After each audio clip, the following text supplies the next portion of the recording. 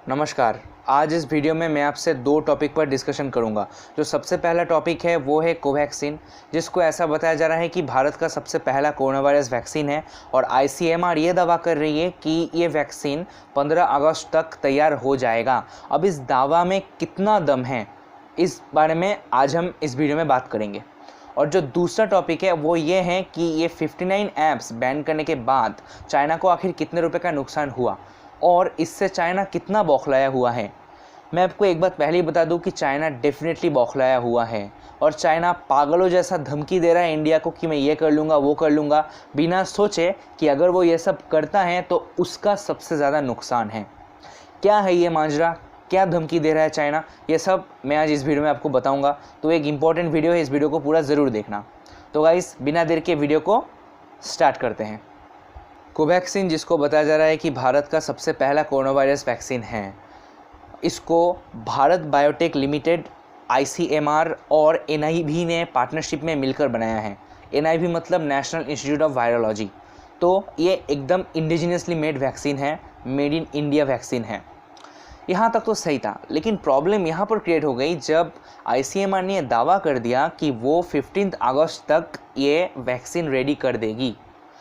ये दावा करने के बाद जो बड़े बड़े एक्सपर्ट्स हैं उन्होंने सवाल उठाए कि जो देश कोरोना वायरस के वैक्सीन को बनाने को लेकर हमसे बहुत ज़्यादा एडवांस्ड है, वो लोग भी अपना वो देश जो अपना टाइम फ्रेम रेट बता रही है वो एटलीस्ट बता रही है 1 से 1.5 साल। मतलब वो लोग भी बोल रहे हैं कि विद इन 1 से 1.5 साल हम वैक्सीन तैयार कर लेंगे। तो हम जो उनसे थोड़ा पीछे है, हम कैसे ये दावा कर सकते हैं कि विद इन 2 मंथ्स हम ये वैक्सीन बना लेंगे? ये एक बहुत बड़ा सवाल है जो अभी कंट्रोवर्सी बन चुका है। बहुत सारे एक्सपर्ट्स हैं जो ये मानने को बिल्कुल भी तैयार नहीं कि किसी भी तरीके से 3 human trials with in 2 months complete हो सकते हैं। आपको अगर मैं इस वैक्सीन के बारे में बता दूं, इस वैक्सीन तैयार हो चुका है, लेकिन इस वैक्सीन के अभी 3 ह्यूमन ट्रायल्स बाकी है, ह्यूमन ट्रायल 1, 2 और 3। और डीसीजीआई के तरफ से ह्यूमन ट्रायल 1 और ह्यूमन ट्रायल 2 का जो परमिशन है वो मिल चुका है। मतलब ये ट्रायल्स अभी चालू होने ही वाले हैं, अभी तक चालू हुआ नहीं है। उसके बाद बाकी है ह्यूमन ट्रायल 3। इनके बीच में काफ़ी ज़्यादा टाइम लगता है। एक्सपर्ट्स को माने तो हर एक ह्यूमन ट्रायल में एटलीस्ट 3 से 4 महीने का टाइम लगेगा ही लगेगा। इस हिसाब से सारे एक्सपर्ट्स का अगर राय एक साथ मिलाकर देखें तो उनका कहना है कि अभी भी एटलीस्ट 1 साल या फिर 1 साल 2-3 महीने लगेंगे एक वैक्सीन को बनने में। फिर आईसीएमआर ये कैसा दावा कर रही है कि हम ये सारे human trials with in 1 to 2 months complete करके इस वैक्सीन को अवेलेबल कर देंगे अगस्त 15 तक। तो ये एक चिंता का विषय है। यहाँ पर अगर मैं मेरा खुद का ओपिनियन दूँ तो ये एक पैंडेमिक है जिससे पूरा देश लड़ रहा है। जब बड़े बड़े देश जो हमसे काफ़ी ज़्यादा एडवांस्ड है वो अगर टाइम फ्रेम बता रही है 1 साल 1.5 साल का, तो हम जल्दबाजी तो कहीं नहीं कर रहे हैं ना। कहीं ऐसा तो नहीं होगा ना कि 3-4 महीना बचाने के चक्कर में, 5 या 6 महीना बचाने के चक्कर में हम 2 महीने में वैक्सीन बना तो देंगे, लेकिन ये टेम्पोरेरी काम करेगा। बाद में फिर हमें एकदम स्टार्टिंग से स्टार्ट करके फिर से 1-1.5 साल देकर एक नया वैक्सीन बनाना पड़ जाए। तो कहीं ऐसा तो नहीं है ना कि ये जो कारगर वैक्सीन एक बन सकता है अगर हम इसमें 1-1.5 साल इन्वेस्ट करें, तो उसको अगर ये लोग जल्दी बनाने के चक्कर में 2 महीने में बना देते हैं, ह्यूमन ट्रायल्स अगर ठीक से नहीं करते हैं, तो ये भी हो सकता है कि उसका बैड इफेक्ट पड़ सकता है ह्यूमंस के बॉडी में। तो ये कुछ रिस्क्स हैं जो हमें बिल्कुल भी नहीं उठाने चाहिए, बिकॉज ये कोई मामूली बीमारी तो है नहीं, एक पैंडेमिक है। लेकिन ह्यूमन एरर एक चीज़ है, ह्यूमन एरर। अगर आप एक साल में बनने वाली चीज़ को 2 महीने में बनाओगे तो डेफिनेटली ह्यूमन एरर्स उसमें होंगे और उसका बैड इफेक्ट बाद में हमें फिर से देखना पड़ेगा।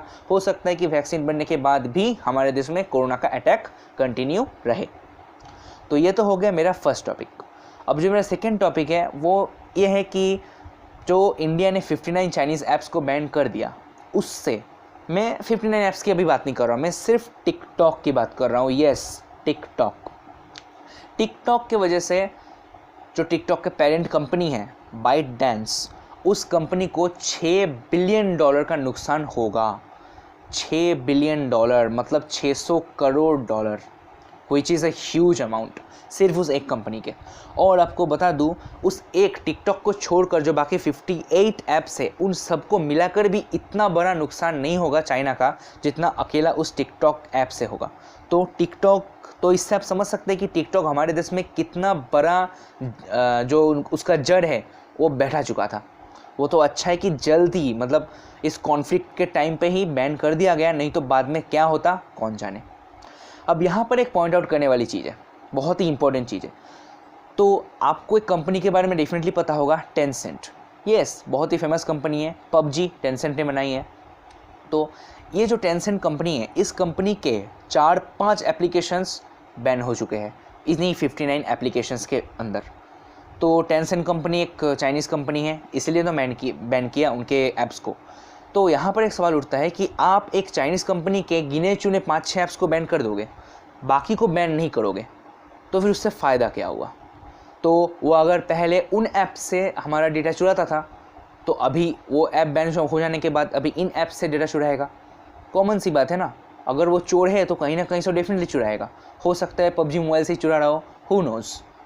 तो मेरा यही कहना है कि अगर आप चाइनीज़ ऐप्स को बैन कर रहे हो प्राइवेसी के लिए, तो उस कंपनी के सारे ऐप्स को बैन करो, including PUBG mobile, call of duty and many games in ludo, including that Ludo game which is made by Tencent, and there are also many apps made by Tencent। हमको ये सारे applications को साथ में ban करना होगा अगर हमें लगता है, गवर्नमेंट को लगता है कि टेंसेंट में कुछ गड़बड़ है। अब एक बात, डेफिनेटली कुछ गड़बड़ होगा तभी ना वी चैट को बैन कर दिया।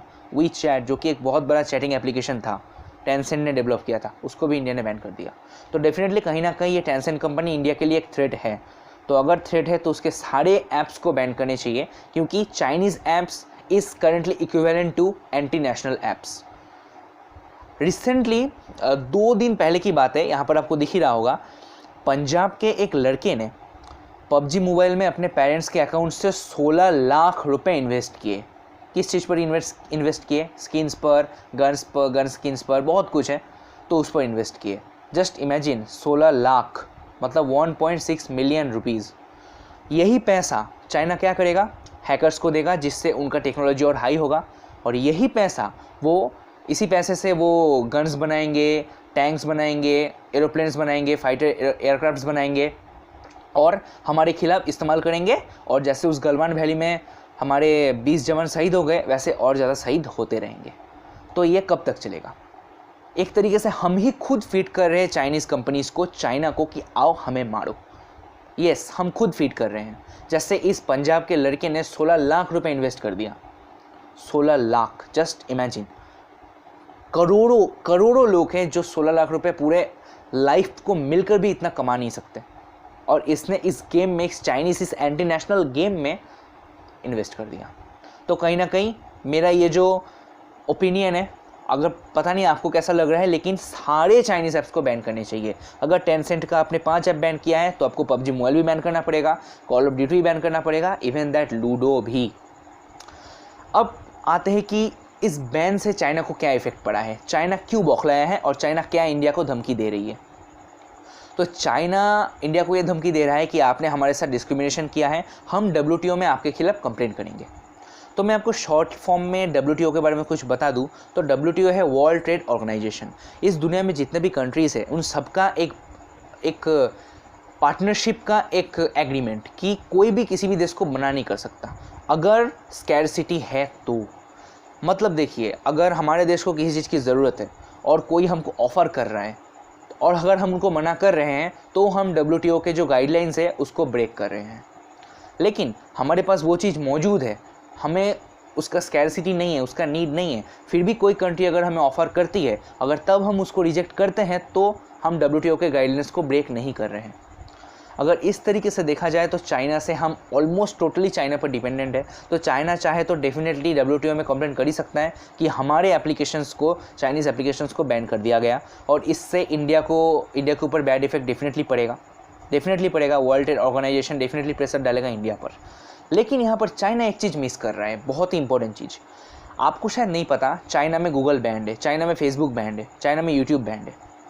तो अगर चाइना इंडिया के खिलाफ भी कंप्लेंट करता है कि हम चाइनीज़ एप्लीकेशंस के साथ डिस्क्रिमिनेशन कर रहे हैं, तो उसी वक्त डेफिनेटली गूगल, फेसबुक, यूट्यूब, ये सारे जितने भी सोशल मीडिया एप्लीकेशंस है जो वहाँ पर चाइना पर अभी तक अपना कब्जा नहीं कर पाई, कब्जा से मेरा मतलब है अभी तक अपना रूट्स फैला नहीं पाई, क्योंकि वहाँ पर उनका ज़ीरो यूज़र है, because this applications are banned in China.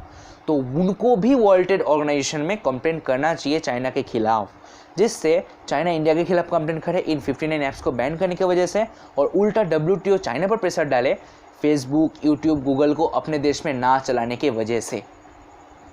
तो डेफिनेटली शायद आप समझ रहे हो कि मैं क्या बता रहा हूँ। चाइना कंप्लेन करेगा इंडिया के खिलाफ कि हमने 59 ऐप्स को बैन करके उनके साथ डिस्क्रिमिनेशन किया है, और गूगल, फेसबुक, यूट्यूब ये चाइना के खिलाफ कंप्लेन करेगा कि चाइना इन एप्लीकेशंस को अपने देश में यूज़ नहीं करने देता, बैंड है। तो इससे वो इन कंपनीज़ के साथ डिस्क्रिमिनेशन कर रहा है।